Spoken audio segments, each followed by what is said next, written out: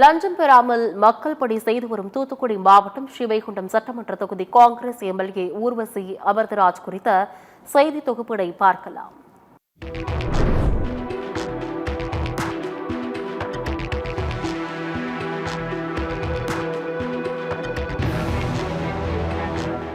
தூத்துக்குடி மாவட்டம் ஸ்ரீவைகுண்டம் சட்டமன்ற தொகுதிகள் காங்கிரஸ் எம்எல்ஏவாக ஊர்வசி அமிர்தராஜ் இருந்து வருகிறார்.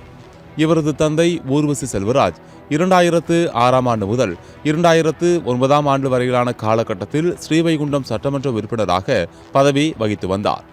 இந்த நிலையில் கடந்த 2009ஆம் ஆண்டு ஊர்வசி செல்வராஜ் இயற்கை எய்தினார்.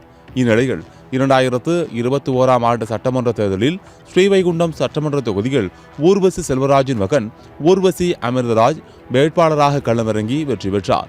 இவர் எம்எல்ஏவாக தேர்வு செய்யப்பட்ட நாளில் லஞ்சம் தவிர்த்து நெஞ்சம் நிமிர்த்து என்ற வாக்கியத்திற்கு ஏற்ப தான் செயல்படுவேன் என உறுதிமொழி ஏற்றுக்கொண்டார். மேலும் தனது சொந்த பணத்தை தொகுதி மக்களின் நலனுக்காக செலவு செய்வேன் எனவும் வாக்குறுதி அளித்தார்.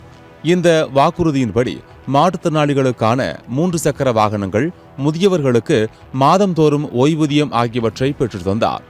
இது மட்டுமின்றி வேலைவாய்ப்பின்றி தவித்து வரும் இளைஞர்களுக்கு அரசு வேலைவாய்ப்பு பயிற்சி வழங்கி 200க்கும் மேற்பட்டவர்களை அரசு பணியாளர்களாக உருவாக்கியுள்ளார்.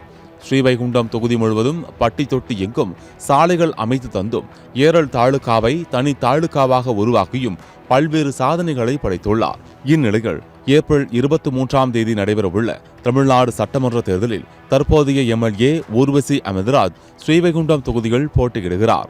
தனது தொகுதிகள் பம்பரமாக சுழன்று தீவிர பிரச்சாரம் மேற்கொண்டு வாக்கு சேகரித்து வருகிறார். யூத் காங்கிரஸ்ல இணைந்து அதுக்கப்புறம் இங்கே மாவட்ட தலைவர் என்ற பதவியை திரு ராகுல் காந்தி எனக்கு தந்தார். ஸோ இங்கே காங்கிரஸ் கட்சி வளர்ச்சியுடன் கல்வி வளர்ச்சி பணியையும் இங்கே நாங்கள் செய்து கொண்டு வருகிறோம். ஸோ 2006லிருந்து தொடர்ந்து கல்வி பணி இங்கே நடந்து கொண்டு வருகிறது.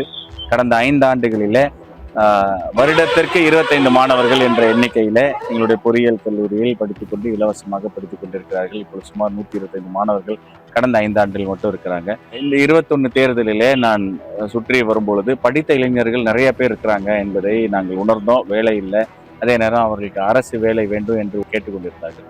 அதற்காக இலவச அகாடமி, ஊர்வசி அகாடமி என்று திறந்தோம். ஸ்ரீவைகுண்டத்தில் முதலாவது, அப்புறம் சாத்தாங்குளம், ஏரல் இந்த பகுதிகளில் படித்த மாணவர்கள் அரசின் தகுதி தேர்வுக்கு நல்ல ஒரு தேர்ச்சியை நாங்கள் கொடுக்குறோம்.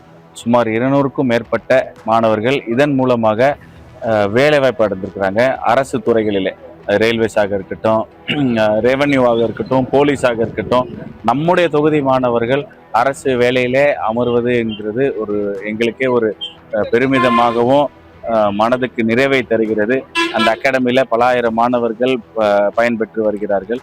ஸோ இப்படி நாங்கள் அந்த கல்வி பணியை தொடர்ந்து செய்து கொண்டு வருகிறோம். இந்த சமுதாய சேவையை செய்ய வேண்டும் என்ற அந்த ஒரே நோக்கத்துடன் தான் இந்த சட்டமன்ற உறுப்பினர் என்ற இதை என்னுடைய தந்தையும் தேர்ந்தெடுத்தார்கள். அதே வழியில் தான் நானும் வந்திருக்கிறேன்.